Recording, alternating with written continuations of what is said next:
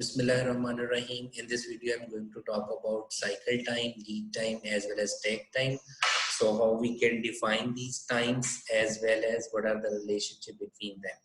So first of all, we are going to define the cycle time. So we can define the cycle time, that is the time between the completion of two successive units.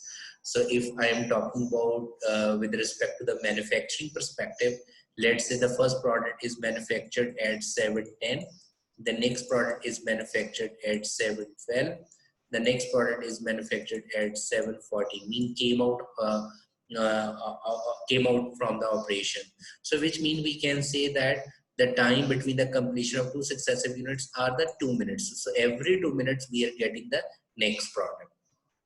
Okay, so similarly, how we can define the lead time, that is lead time is also known as flow time, or you can say that throughput time, and sometimes it is also known as the manufacturing lead time if we are talking about with respect to the operational perspective. Okay, so what is the lead time definition? That is right from start to out. So the total time a particular product will take.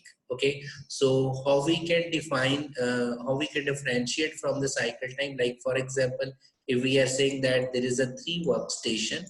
Okay, so workstation 1, workstation 2, and workstation 3. So we have the workstation 1. It is taking 3 minutes to produce a product. So workstation 2, it will take 2 minutes to produce a particular product. And workstation 3, it will take 2 minutes to produce a particular product. Okay, so this is this arrow is indicating the let's say the product 1, product 2, and whatever. These are the different types of product. Okay, so when we are saying the cycle time, that means if we are talking about this particular workstation, the cycle time is 3 minutes. So that means every 3 minutes this workstation will produce a product. Every 2 minutes this workstation will be produce a particular product. Remember that right now I haven't indicated the idle time or there is a waiting time. So I'm assuming there is no waiting time. So, but if we are talking about the lead time is right from in to out, the total time a particular product spent in the system, or you can say in a manufacturing process. So that is 3 plus 2 plus 2. So that is a total time, which is a 7 minute a particular product is spent. Okay. So I hope there is a clear. So cycle time is a time between the completion of two successive units, whereas a lead time, or you can say the flow time, is right from in to out.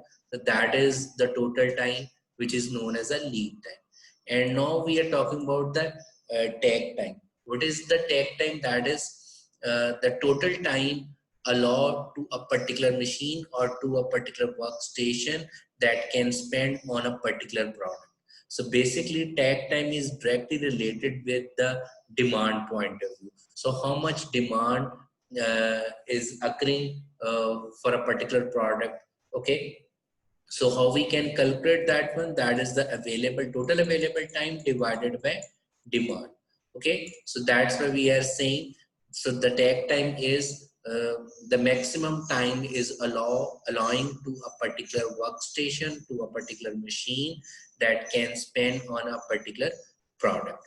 Okay, so usually whenever we are going to talk about every particular workstation, so to check whether that particular workstation is able to meet the demand or not, so that's why we always compare the cycle time with the tag time.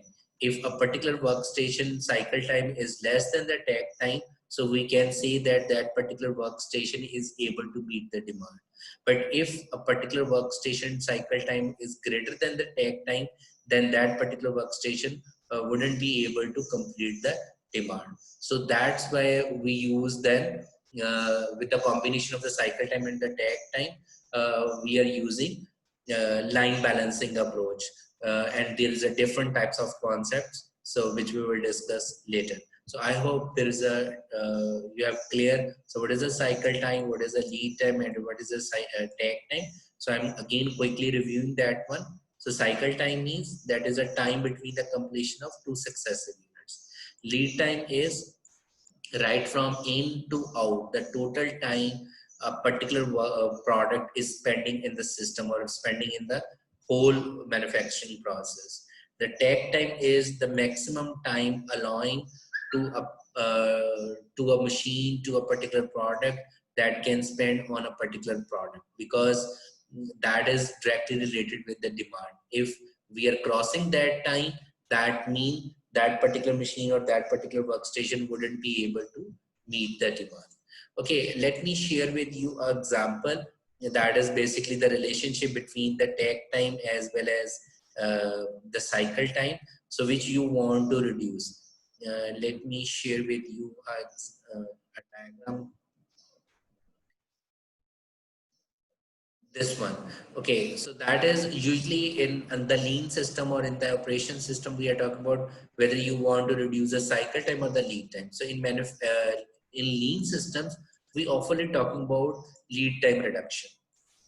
Okay, so if you want to lead time reduction, if you're going to reduce it, so that means your target would be try to reduce your processing time. That means try to identify the value added activity time as well as non-value, and then try to reduce those non-value added activity time, so you would be able to cut the lead time.